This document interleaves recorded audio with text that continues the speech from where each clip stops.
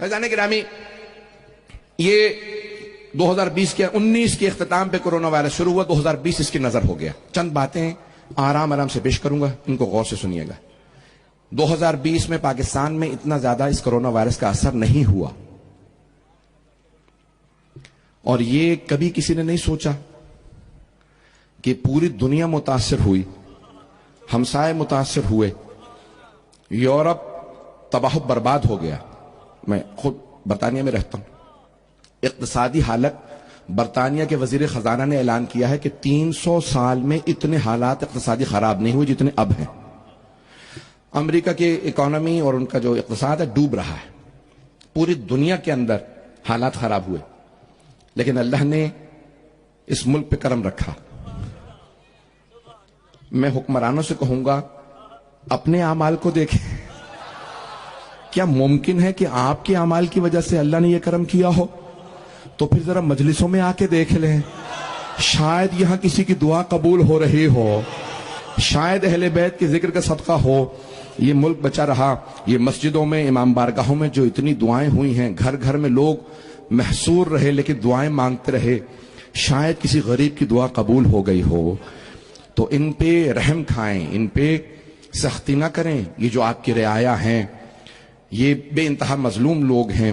تو بہرحال پاکستان میں حالات خراب ہوئے، لوگوں کی نوکریاں گئیں، لیکن دنیا بہت زیادہ متاثر ہوئی. اس کے بعد کیا ہونے والا، کیا حالات ہوں گے؟ کیا 2021 حالات فوراً ٹھیک ہو جائیں گے؟ نہیں. 2021 بھی تقریباً ایسا ہی گزرے گا جیسا 2020 گزرا. ویکسین آ چکا، لیکن ویکسین کی کوئی ضمانت نہیں ہے کہ یہ انسان کو ٹھیک کر دے گا. اور پھر کس کمپنی کا، کس میڈیسن کمپنی کا آپ ویکسین لگوا رہے ہیں، یہ انجیکشن لگوا رہے ہیں، اس پہ خود ایک پوری بحث ہے. اور یہ پاکستان میں نہیں ہے، یورپ امریکہ میں جا کے دیکھ لیجئے. ہالینڈ کی 87,000 نرسوں نے انکار کر دیا، ہم گنی پگ نہیں ہیں، ہم یہ ویکسین نہیں لگوائیں گے. کبھی آپ سارے کرونا وائرسوں کی دیکھ بھال کر رہی ہیں، لگوا لیجئے سب کا. نہیں، یہ انجیکشن ہمیں نہیں لگے گا. جب تک ضمانت نہیں دیتے کہ اس کے بعد کرونا وائرس نہیں ہوگا تب تک ہم نہیں لگوائیں گے. کا ضمانت کوئی نہیں دے سکتا. جب ضمانت نہیں دے رہے ہو تو پھر انجیکشن کس بات کا؟ یہ جتنی بڑی بڑی باتیں ہو رہی ہیں، تو یہ 2021 بھی انہی حالات سے گزرے گا. اقتصادی حالات اور بدتر ہوں گے. غریب ممالک کے اندر بہت سے کھانے پینے کی اشیاء خوردونوش، اس میں قلت آ جائے گی اور قیمتیں بہت زیادہ بڑھ بھی سکتی ہیں. میں کچھ سب باتیں نہیں کہنا چاہتا، نہ پریشان کرنا چاہتا ہوں، صرف آپ کو سکھانا چاہتا ہوں کہ اپنے آپ کو تیار رکھیں. نجات کی صرف ایک کلید ہے، ایک کنجی ہے، ایک چابی ہے، وہ ہے وابستگی محمد و آل محمد سے. ایمان کو تھامے رکھیں، اپنے ایمان کو مضبوط رکھیں. سنیں گے، برداشت کریں گے میں اور کچھ بیان کروں؟ تو عزیزان گرامی، ابھی حالات اقتصادی، پھر اس کے بعد یہ سب کچھ لایا گیا ہے ایک نیا دنیا کے اندر نظام لانے کے لیے. سیاسی نیا نظام آئے گا دنیا میں اس کے بعد. اب وہ کب آتا ہے؟ اور نئی دنیا نہیں بنے گی. جو 20-30 سال 40-50 سال بعد ہونے والا تھا، وہ آئندہ 5 سے 10 سال میں سب کچھ ہو جائے گا. یعنی جو دنیا میں اقتصادی تبدیلیاں آنے والی تھی، اکنامیکل چینجز، پولیٹیکل تبدیلیاں، جو دنیا میں سیاسی تبدیلیاں آنے والی تھی کہ آئندہ چین دنیا کے اقتصاد کا فیصلہ کرے گا، یہ سب کچھ ویسا ہی ہوگا جیسا پہلا ہونے والا تھا. پہلے 20-30 سال لگتے ہیں، 5 سے 10 سال میں سب کچھ ہو جائے گا.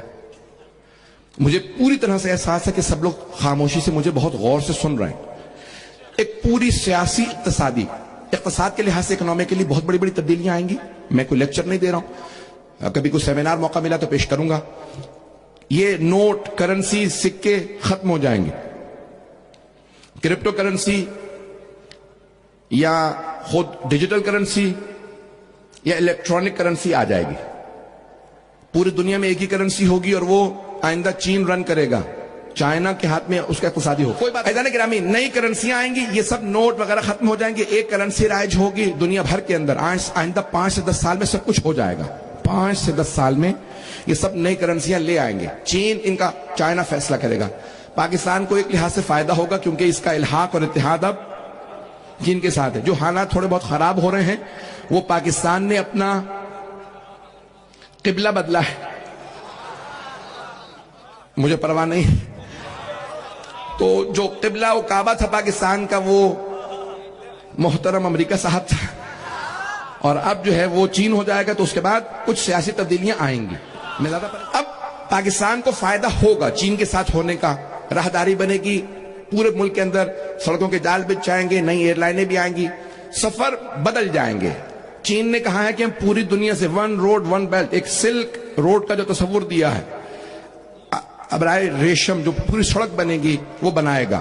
پوری دنیا میں بہت تیز ٹرینوں کا نظام لے کے آئے گا چائنا. آئندہ کاریں آہستہ آہستہ ڈرائیوروں کے بغیر چلیں گی. میں نے خود کئی ممالک کے اندر دیکھنا شروع کیا کہ کاریں آنا شروع ہو گئے. آٹونومس کار کہتے ہیں, آپ اس میں صرف ایڈریس ڈال دیں, پتہ ڈال دیں, پہنچا دے گی. آئندہ لوگ گاڑیاں خریدا نہیں کریں گے. بتاؤں یا چھوڑ دوں؟ فیضان گرامی, آئندہ لوگ گاڑیاں نہیں خریدیں گے. جرمنی میں یہ ابھی شروع ہو چکا. میں جب جرمنی گیا ہوں تو میں نے خود دیکھا ہے کہ آپ ایئرپورٹ سے اترے, ایک صاحب مجھے لینے آئے, میں نے ان سے کہا بھائی سامان آپ نے لے لیا ہے؟ چل چل کے تھک گیا ہوں. کہاں جا رہے ہیں؟ کہا بھائی گاڑی دور ہے. انہوں نے موبائل نکالا, گاڑی پہ لگایا, دروازہ کھل گیا. یہ کیا ہے؟ کہ مولانا گاڑی میری نہیں ہے, میں نے ہائر کی ہے, فون پہ کوڈ موجود ہے, لگایا ہے, دروازہ کھل گیا. اندر چابی موجود ہے, اسٹارٹ کی, الیکٹرک جو لگا ہوا تھا اس کے اوپر میٹر, اس کو فوراً اتارا, جس جگہ پہ مجھے لے کے جانا تھا وہاں اتارا, سامنے پارکنگ موجود تھی وہاں پہ گاڑی پارک کر دی. آئندہ لوگ گاڑیاں نہیں خریدیں گے, اس طرح سے گاڑیاں چلیں گی بغیر ڈرائیور کے.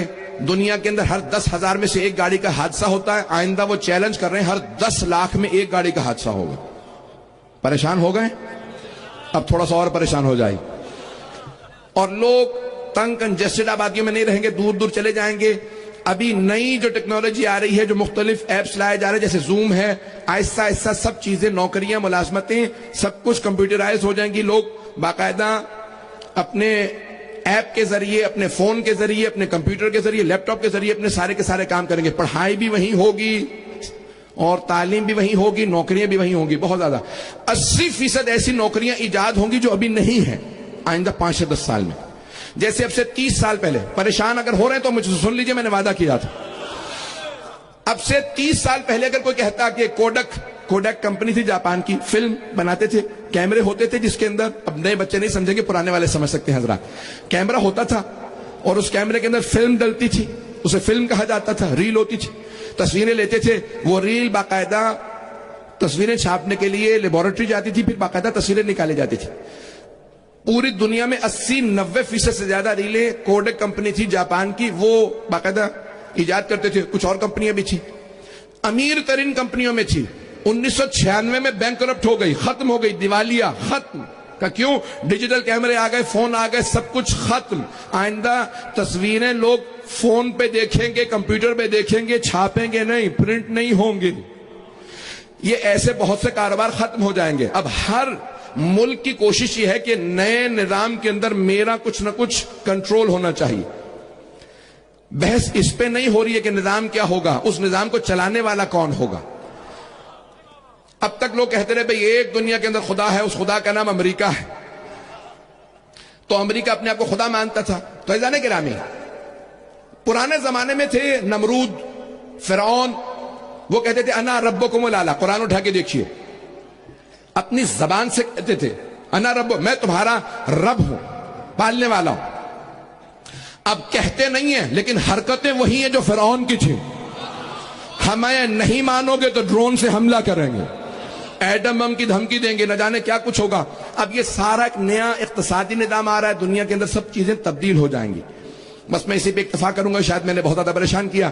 ان تمام چیزوں کے اندر امریکہ میں جو امیر ترین لوگ ہیں, ایک دنیا کے امیر ترین آدمیوں سے ایک آدمی ہے جس کی بہت بڑی بڑی کمپنیاں, پچھلے 20 سال سے وہ اور اس جیسے لوگ بحث کر رہے ہیں کہ دنیا کی آبادی کبھی بھی 7 ارب سے زیادہ نہیں ہوئی. دنیا کی ہمیشہ آبادی بڑھتی رہی ہے اور پھر کم ہوتی رہی. بڑھتی تھی, جنگیں ہوتی, وبائیں پھیلتی. وبائیں ہر 50, 60, 70, 80, 100 سال بعد وبائیں آتی رہی ہیں دنیا میں. اور طاعون کتنی دفعہ آیا ہے گزشتہ 500 سال میں, یورپ میں, امریکہ, ایشیا, افریقہ میں, امریکہ میں, کہ لوگ مر گئے. میزلز آئے, نہ جانے کون کون سی بیماریاں کہ لوگ ان سے مرے. سنیں گے؟ تو عزیزان گرامی, ان تمام بیماریوں سے لوگ مرتے ہیں, سب کچھ ہوتا ہے. تو اب وہاں ایک امریکہ میں بحثیں چل رہی تھی. میں 1998 سے 1998 سے میں امریکہ مسلسل جا رہا ہوں مجالس کے لیے. تو علمی حلقوں میں ایک بحث وہاں پہ چلتی تھی کہ دنیا کی آبادی بہت زیادہ بڑھ گئی ہے. ہمیں دنیا کی 70% آبادی کم کرنے کی ضرورت ہے، کیونکہ زمین پہ وسائل نہیں. تو وہاں پہ جو خدا کو نہیں نہ مانتا، وہ نہ اسے رزاق مانتا ہے، نہ اسے کریم مانتا ہے، نہ اسے ستار مانتا ہے، تو اللہ عطا کرنے والا ہے. میں نے تو یہ تمام وہ چیزیں کہتے تھے 70% آبادی کم کرو. آبادی کم کرنے کے طریقے کیا ہیں؟ جنگیں، وبائیں اور بہت سی چیزیں جو ممبر کے لائق نہیں ہے کہ ان کو یہاں سے بیان کیا جائے، کہ دنیا میں لوگ شادیاں نہ کریں تاکہ اولادیں نہ ہوں، اور بہت سی اخلاقی بیماریاں جو دنیا میں رائج کی گئیں تاکہ دنیا کی آبادی کو قابو کیا جائے. آبادی زیادہ کہاں پڑ رہی ہے؟ ایشیا کے کچھ ممالک میں اور افریقہ میں. تو ان ملکوں میں زیادہ بیماریاں ہونی چاہیے. بیماریوں کے علاوہ ان کے اقتصاد کو خراب کرنا چاہیے، حکمرانوں کو خریدنا چاہیے کہ ان کو تعلیم نہ دیں. یہ اتنے کمزور ہوں کہ جو ہم جو کہتے ہیں وہ مانیں. ان کو اتنا کمزور کر دیں. اگر امریکہ کے اندر گندم کی کاشت زیادہ ہو جائے تو افریقہ کے لوگ بھیک مانگتے رہیں کہ گندم زیادہ ہو گئی ہے. یہ 4000 ٹن، 4 لاکھ ٹن گندم جو زیادہ ہوئی ہے ہمیں دے دو، ہم بھوکے ہیں. تو کہا نہیں، گندم کی قیمت کم ہو جائے گی، سمندر میں ڈال دو، کھلائیں گے نہیں. یہ جتنا دودھ یا پنیر زیادہ ہوا سب سمندر میں، بحر اوقیانوس میں گرا دیا جائے، لیکن ہم قیمتوں کو اپنے قابو میں رکھیں گے. میں نے آج سب کچھ کہہ دیا. عزیزان گرامی، جب جناب امیر نے کہا ہے کہ حق کو لوگوں تک پہنچانا ہم پہ لازم و ضروری ہے،